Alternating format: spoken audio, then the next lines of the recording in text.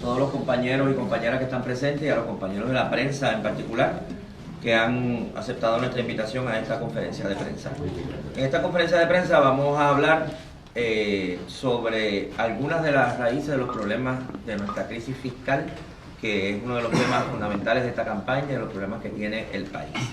El primer dato que yo quiero mencionar con respecto a esto está incluido en una pequeña tabla que debe estar ahí en sus folders. Perdonen que no le pusimos cabezote, pero un disco duro que teníamos se nos murió y por lo menos teníamos esto impreso ya. Esa tabla resume la cantidad de empleos públicos que se han eliminado desde el 2006 al 2016. Estos son datos que vienen de la Junta de Planificación. En cada año que ustedes ven ahí, en el 2006 se eliminaron, por ejemplo, 5.200 empleos públicos. En el 2007, 4.300. En el 2008, 700. Y así sucesivamente. En el 2010, 23.000. Ese fue el año, ustedes recordarán, de la Ley 7. Son un número bastante alto. 2011, 15.000. Cada año, la cantidad de empleos públicos que se eliminaron. Cada uno de esos años. Y también van a ver en la primera columna el salario promedio que tenían los empleados públicos ese año.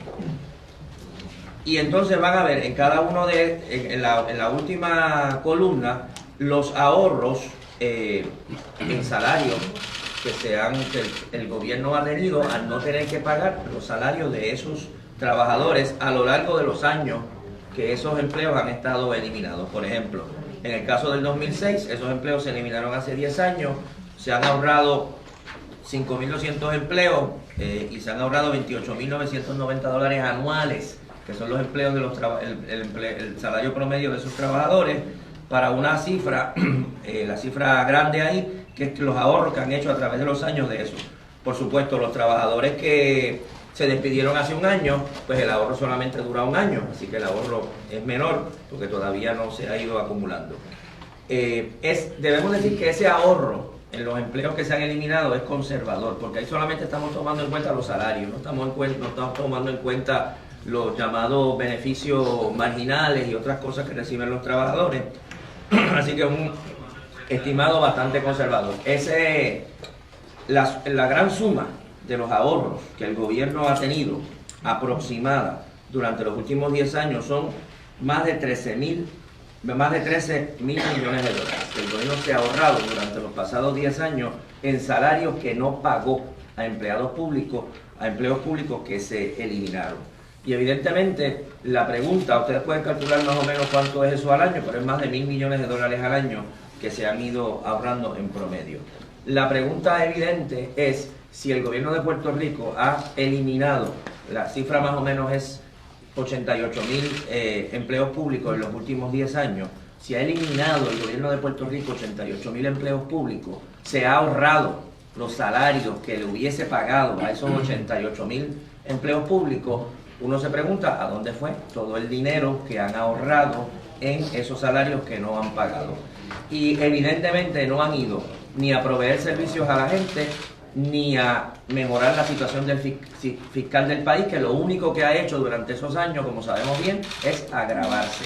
Ese dinero ha ido, nosotros estimamos, a dos direcciones básicas. Una, a pagar una deuda insostenible, que nosotros planteamos hace muchísimo tiempo que era insostenible y que había que suspender los pagos y renegociarla, pero se continuó pagando hasta prácticamente el último minuto.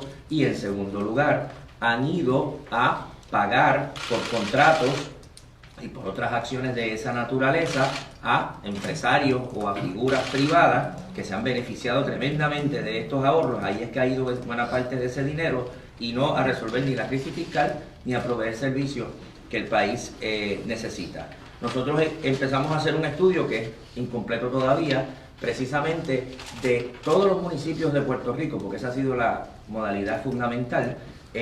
Los municipios de Puerto Rico que contratan a todo tipo de asesor o de empresa privada para realizar diferentes tareas, y descubrimos, como ustedes han probablemente escuchado en otros casos, que muchas de estas personas contratadas son personas allegadas, muchas veces personas muy prominentes a los dos partidos de gobierno. Hicimos una empezamos a hacer inicialmente como un pequeño mapa aquí rudimentariamente. Bueno, vamos a poner los municipios, vamos a ver, ¿verdad?, cuáles son los municipios.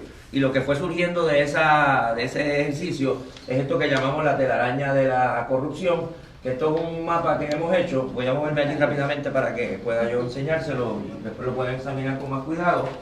Esto es un mapa que está en todos los municipios de Puerto Rico, como pueden ver, y hay diferentes entidades privadas, ahora menciono algunas, y cada una tiene una raya que lo conecta con a veces más de un municipio o a veces un municipio con el cual tiene contrato. Y en estos pequeños cuadros están las diferentes empresas y la cantidad de los contratos que han tenido desde enero del 2012, no hemos ido más atrás, simplemente durante este cuatrenio, la cantidad del monto de los contratos que tienen y los municipios con que los tienen. El caso aquí más prominente es el caso de Tuabaja, que todo el mundo conoce, un municipio que tiene contratos con una diversidad de todas estas entidades, y un municipio que ayer o anteayer no pudo pagar la nómina de sus trabajadores porque no tenía dinero para poder hacer eso, y que sin embargo ha concedido contratos millonarios a una gran cantidad de personas. El exalcalde de este municipio, Aníbal Vega Borges, ahora es comisionado electoral del Partido Popular Democrático. Perdón, del Partido Nuevo Progresista, perdona. ¿Qué se parecen tanto? Ahora es comisionado electoral del Partido Nuevo Progresista, ¿verdad? Que saquemos una situación escandalosa en este municipio, y las consecuencias de esa situación escandalosa no es que se retire de la política puertorriqueña, sino que se le premia con un puesto en la Comisión Estatal de Elecciones. Menciono algunas de las figuras que están aquí. Ferdinand Mercado, director de campaña del Partido Popular Democrático, de David Bernier, tiene contrato de más de 300, casi 400 mil dólares, entre ellos con el municipio de Vega Alta. Por aquí está, voy a empezar por acá. Pierluisi Law Offices es hermano del excomisionado del comisionado Pedro Pierluisi. Néstor Aponte, que está por aquí, fue el director de campaña de Pedro Pierluisi hasta hace poco. Por aquí está Jorge Santini Padilla, ustedes lo conocen también, es alcalde de San Juan, que es Consulting Group, es un grupo que es propiedad de Edwin Mundo, que ustedes también conocen de la política puertorriqueña. El bufete Facio Pavón Roca, más de $1,5 millones de dólares en contrato. Ángel Citrón, figura prominente del Partido Nuevo Progresista, también con casi $1 millón de contrato. Iba a destacar por aquí Leo Díaz, candidato a la alcaldía de San Juan, con un contrato de $1.355.000. En el caso de Tuabaja, Héctor Ferrer Ríos, también en Tuabaja, a pesar de que ustedes saben bien que es candidato a comisionado residente y figura prominente del Partido Popular, abogado y exsecretario de Justicia Héctor Rivera Cruz, vinculado al Partido Popular, también con contrato millonario. Y aquí, repito, hemos incluido los casos más prominentes y solamente los casos a partir de esta fecha.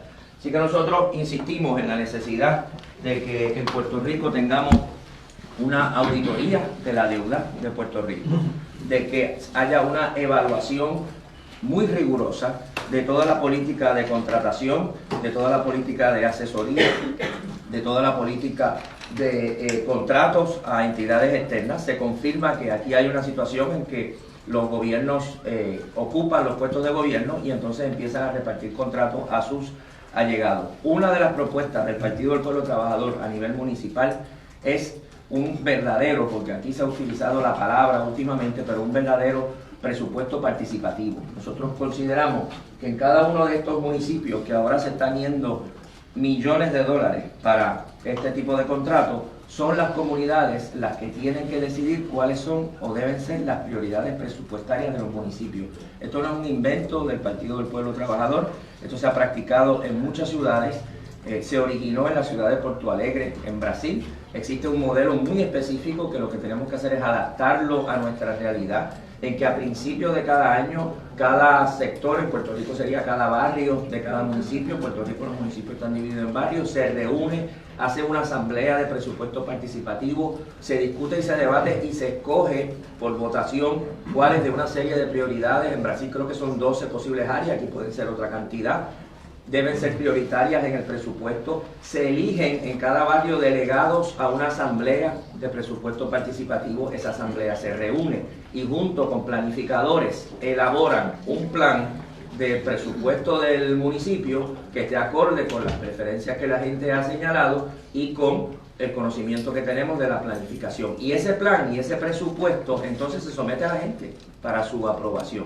Eso, yo no digo nada es ideal en la vida, pero eso reduce tremendamente la posibilidad de que el presupuesto se utilice de esta manera y acelera la posibilidad o mejora la posibilidad de que se utilice para lo que la gente necesita. Ya no es el alcalde que decide, aquí vamos a construir 3 canchas de baloncesto que quizás no hacen falta porque él tiene un pana que construye canchas de baloncesto y le quiere dar el contrato para hacer eso, o que vamos a renovar el alumbrado de este lugar cuando quizás el alumbrado de ese lugar no necesita renovación. Son otras cosas las que son necesarias y que sean precisamente las cosas que el pueblo realmente necesita. Si es alumbrado, alumbrado; si son canchas, canchas; si es un mejor servicio de ama de llaves para las personas envejecientes que no tienen quien los cuide, pues eso, lo que sea que la gente determine, y reducir evidentemente este tipo de gasto. El compañero Félix Córdoba va a hablar ahora, después voy a hablar y después va a hablar Manny, va a concluir, va a hablar ahora de otro fenómeno que hemos observado, que hemos vivido en Puerto Rico durante la última década, que es la creciente desigualdad social y la distribución cada vez más escandalosamente desigual de la riqueza en Puerto Rico, que también tenemos que atender lo antes posible. Vamos a usar una tabla que ustedes tienen ahí también. Eso que acaba de señalar Rafael Bernabe es lo que podemos llamar la parte más externa del problema. La parte interna se puede captar en la tabla que tienen ustedes que habla del ingreso neto total, y lo que hemos cogido varios años, del 1990, 95, 2005, 2015, para ver cómo se ha distribuido la riqueza en Puerto Rico. Ustedes tienen ahí una primera cifra, que es la compensación a empleados. Eso es el monto total que reciben los empleados en Puerto Rico durante el año, que en el 1990 alcanzaba la cifra de 13.638.70 millones, y los ingresos procedentes de la propiedad eran 4.302 millones. Si ustedes ven la relación, el porciento que forma los ingresos procedentes de la propiedad con respecto a la compensación de los empleados es el 31.5%. Nosotros cogemos esta fecha para ver el dramático cambio que hay a partir del 95, porque en el 95 la cifra se queda más o menos igual. Cambia, o sea, el porciento, cambia la compensación total de empleados, sobrepasa los 17.000 millones, y los ingresos procedentes de la propiedad sobrepasan los 5.000 millones. Pero fíjense lo que pasa ya en 10 años más tarde, en el 2005. Los ingresos, la compensación total de los empleados llega a 29.360 millones, y los ingresos procedentes de la propiedad suben a 14.000 millones, 47.9%. O sea que hay un incremento sustancial que luego en la próxima década se acentúa todavía más. Y prácticamente, si ustedes se fijan, la compensación total a los empleados va a ser las ganancias, los ingresos del capital van a ser parecidos a los ingresos totales de los empleados. 26.000 millones a 28.000 y pico de millones, o sea, 90.8%. Lo que implica esto que aquí ha habido un desplazamiento realmente alarmante de la riqueza a manos de una cantidad pequeña de personas, mientras se ha habido un relativo empobrecimiento, porque fíjense que la cifra del monto recibido por los empleados empieza a descender entre el 2005 y el 2015. Ese es el resultado, ese es el golpe que ha recibido nuestro país, y lo que implica es que hay una distribución cada vez peor, más equitativa de la riqueza, menos equitativa de la riqueza. Lo que tenemos es una situación dramática, que yo creo que lo que estamos viendo es que esto es una sociedad que lo está abonando al conflicto social debido a la manera terrible en que se ha estado distribuyendo la riqueza en el país. Estos contratos son lo que nosotros llamaríamos los políticos que se han metido empresarios, algunos de ellos después de haber sido derrotados en campañas políticas. El caso de Vega Borges es más evidente porque pierde las primarias a la alcaldía de Toa Baja y termina siendo premiado al ser nombrado comisionado electoral del Partido Nuevo Progresista. Pero aquí lo que tenemos que ver es que no solamente los políticos empresarios, sino los empresarios que tienen los vínculos políticos, el inversionismo político que tanto hemos criticado, que es el que explica que una gran parte del dinero que se le ha sacado del bolsillo al trabajador ha pasado a ser parte de contratos que se ganan en grupos pequeños, una claque, como decía el Caribbean Business, durante el gobierno de Fortín, una claque de millonarios que están recibiendo el dinero de los asalariados que ha sido desplazado de un lugar a otro. Y yo creo que esto plantea unos problemas muy graves. Sí, nosotros queremos señalar que, como han podido ver, esto no hace diferencia entre el Partido Popular y el Partido Nuevo Progresista, sino que vemos que lo que se ha forjado es una clase política, una claque, que guisa tanto con municipios de uno u otro partido. Así que definitivamente no hay ninguna diferencia entre los partidos y hay que acabar con el bipartidismo, porque si no se va a seguir reproduciendo esta clase de políticos y vinculados a políticos y bufetes de abogados vinculados a políticos que van a seguir utilizando y malgastando los recursos del país. Queremos hacer una aclaración que el licenciado Héctor Ferrer, donde ha obtenido la mayoría de sus contratos, es en el municipio de Guánica, que también es PNP. Sabemos que entre las personas que ha mencionado el profesor Bernabe están aquellos que tienen también acceso a los medios de comunicación y que incluso tienen, a mi entender, la desfachatez moral de estar haciendo críticas sobre casos de corrupción cuando han estado viviendo a costa de los contratos que han localizado con distintos municipios y con el gobierno.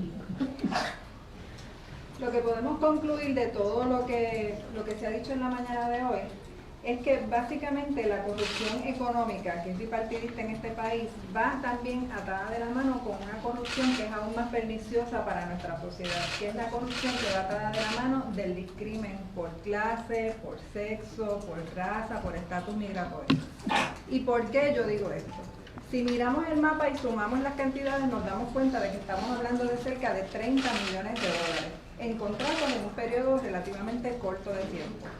Las personas que hemos trabajado en organizaciones sin fines de lucro y que trabajamos dando servicios a las personas en este país que no tienen vivienda, que son víctimas de la violencia, sabemos, por ejemplo, para que las ciudadanas y ciudadanos comunes entiendan de qué estamos hablando, que una organización con un presupuesto de cerca de $750,000 le da vivienda a 46 mujeres y sus niñas y niños, incuba cerca de 40 empresas, lo que crea empleo, da servicios de apoyo psicosocial, un albergue para mujeres en situaciones de violencia doméstica con $1 millón le salva la vida a cientos de mujeres y niños durante un año. Agencias de gobierno que trabajan los derechos humanos de las mujeres y de otras comunidades con $5 millones le dan servicio a toda la isla y garantizan los derechos de las personas, y el gobierno históricamente lo que ha hecho es escatimar fondos a estas causas importantes, a estos asuntos importantes para el país. Cada vez que quieren recortar fondos, quieren ir a recortar en las agencias que dan servicios humanos, quieren quitarle dinero a las organizaciones sin fines de lucro, pero a la hora de la verdad no les recortan a los amigos y amigas a los cuales se les están otorgando contratos. Y ese quizás es el escándalo más grande cuando vemos el asunto de la corrupción en la isla. Cómo nuestro gobierno prefiere invertir los ahorros por despido o cualquier otro dinero que ingresa al gobierno en contratos a sector privado versus invertir en la ciudadanía. Se está hablando de medidas de austeridad. Ya hemos estado enfrentando esas medidas de austeridad, no es algo nuevo. ¿Cuántos años llevamos viendo que se han estado recortando servicios a mujeres, a personas de edad avanzada, a niños y niñas en la isla? Y sin embargo, este esquema de corrupción nos obliga a remirar todo el tema y también a ponernos de pie, porque lo que quiere decir es que si no nos ponemos de pie, si no decimos un alto ya a este tipo de esquemas, estamos siendo cómplices de un sistema que le da mayor valor a ciertas clases sociales y a ciertas personas que a la mayoría del país, que está viviendo bajo nivel de pobreza, que no tiene servicios de salud, que están perdiendo sus hogares y que están enfrentando inclusive un sistema educativo que no llena las necesidades de niñas y niños, incluyendo los de diversidad funcional. Así que básicamente eso era lo que queríamos señalar en el día de hoy, ¿verdad? Un dato nada más adicional que iba a mencionar, que uno de los temas una de las manifestaciones de la crisis que nosotros hemos vivido es la situación grave del Banco Gubernamental de Fomento. Ustedes saben bien que es un banco que está al punto de la práctica de extinción, que no tiene fondo, que se está discutiendo incluso su desaparición, su eliminación. Una parte considerable de esa crisis del Banco Gubernamental de Fomento es resultado de que el Banco Gubernamental de Fomento por años extendió préstamos a los municipios de Puerto Rico, préstamos que el mismo banco sabía que probablemente nunca se iban a pagar y que fueron progresivamente llevando al municipio a la quiebra. Lo que demuestran estos datos que uno va acumulando es que el Banco Gubernamental de Fomento daba préstamos a los municipios y que buena parte de ese dinero, en vez de ir a las obras o a obras que supuestamente iban a mejorar la situación en esos municipios, iba a este tipo de contratos y a este tipo de manejo, ¿verdad? Y uno se pregunta cómo es que el banco quebró. Bueno, en parte quebró porque el banco presta dinero a Vega Baja o dinero a Toa Alta, a Toa Baja, quien sea. Ese dinero se utiliza en una millonada de contratos y evidentemente no va a haber fuente de repago. Y acaba quebrado el Banco Gubernamental de Fomento, acaba quebrado el municipio y acaban enriquecidos algunos entes privados. Nosotros estamos durante este último periodo de la campaña insistiendo que en Puerto Rico tenemos la oportunidad el 8 de noviembre de empezar a cambiar esta situación. Nosotros nos parece que hay 3 votos que se pueden emitir en el 8 de noviembre en Puerto Rico. Uno es el voto que yo llamo el voto de siempre, que es el voto por los partidos de siempre y que nos va a mantener en esta situación en que estamos.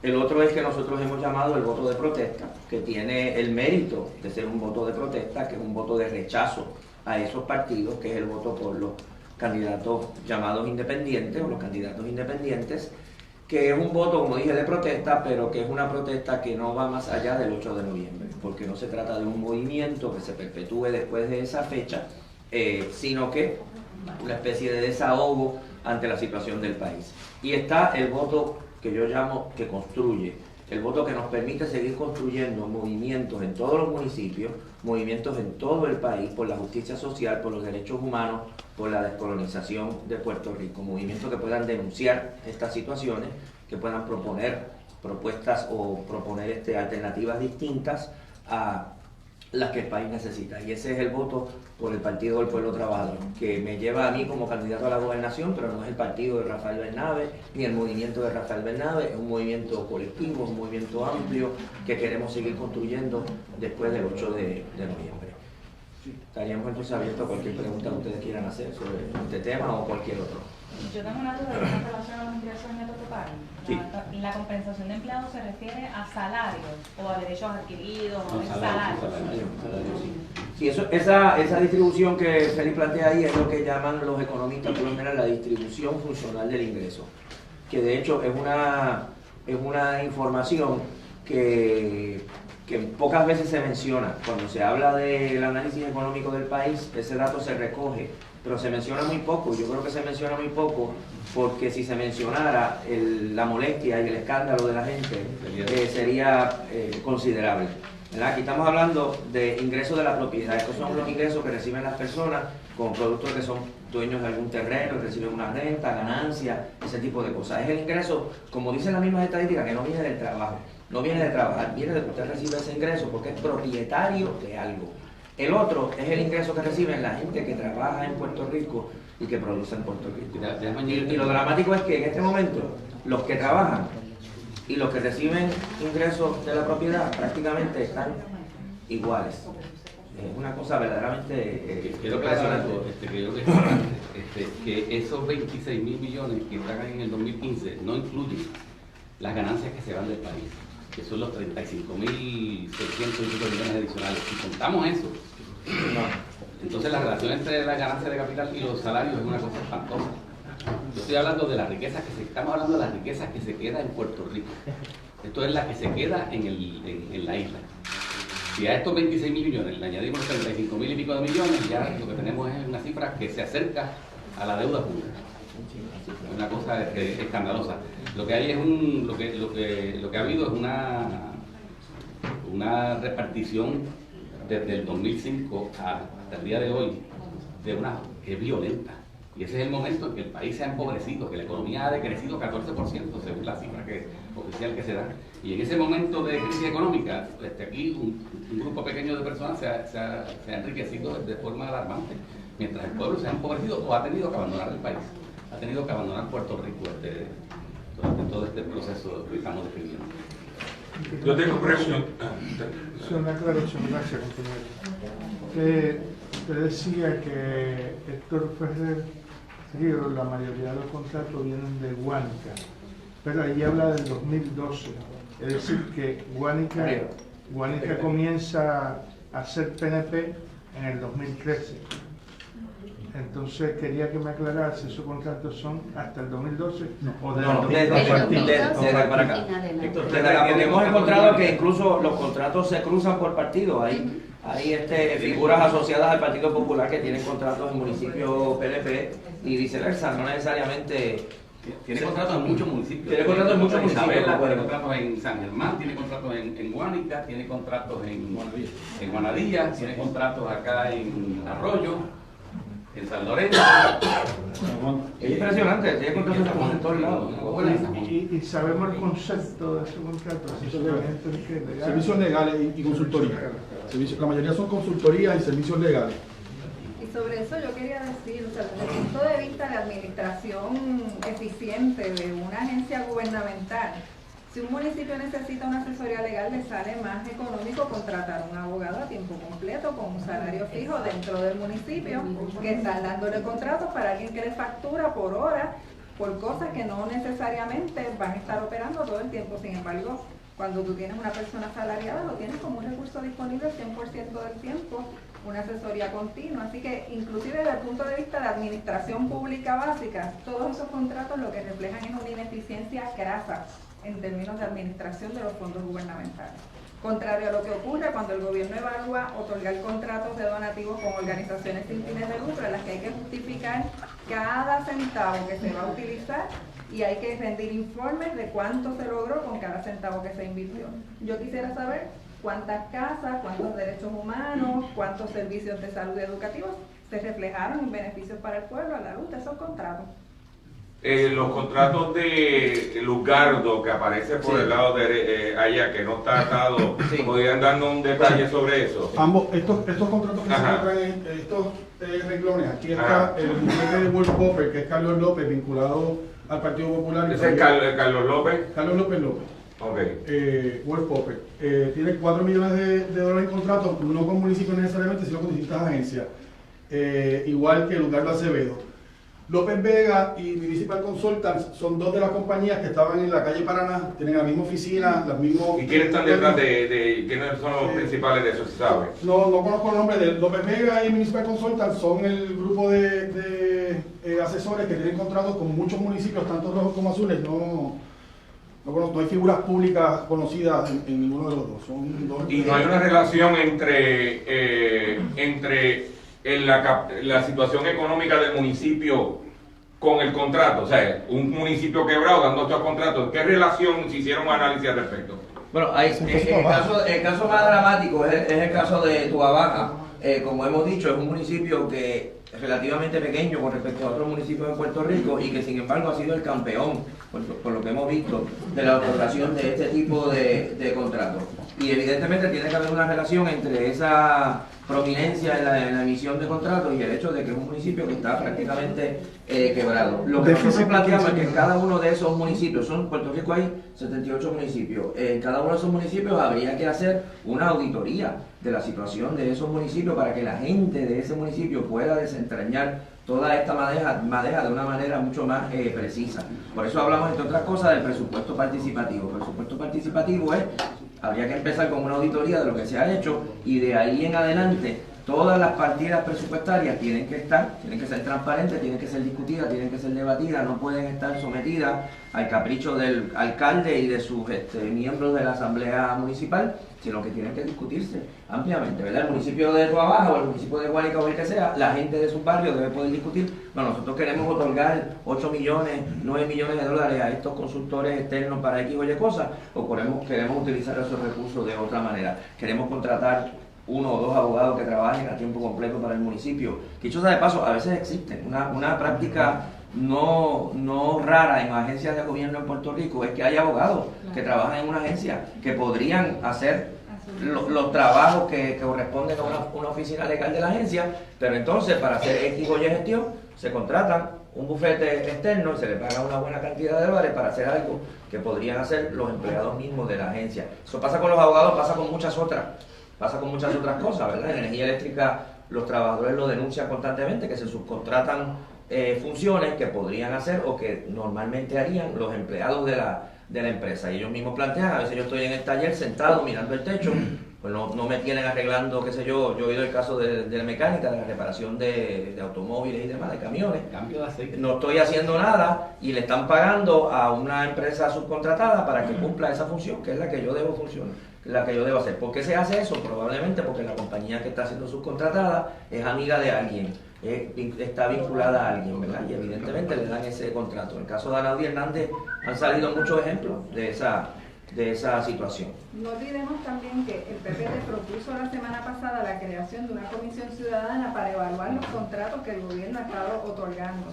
Y esa evaluación, entre las cosas que debería incluir, es inclusive una comparación entre el número de contratos y cómo se distribuye el presupuesto en municipios y agencias públicas en las estadísticas importantes o indicadores de bienestar y derechos humanos que deberían examinarse en cada municipio. Indicadores como los siguientes: número de casos de violencia de género reportados en el municipio y servicios disponibles. La tasa de adolescentes embarazadas. Hay municipios en nuestra isla que es una tasa escandalosa de embarazos en adolescentes. En términos de servicios de salud, cómo están las tasas de cáncer y de otras enfermedades catastróficas en esos municipios versus los servicios que se están otorgando para que las personas puedan sobrevivir y manejar ese tipo de condición.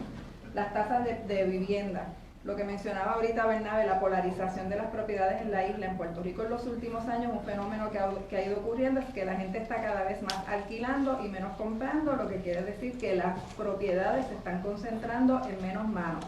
¿Cómo se refleja eso en cada uno de los municipios, vis a cómo el municipio distribuye su presupuesto? Así que esa comisión que nosotras y nosotros estamos proponiendo haría ese tipo de análisis con recomendaciones muy concretas de cómo entonces los municipios deberían redirigir y reestructurar sus presupuestos con el consejo y consenso de su ciudadanía.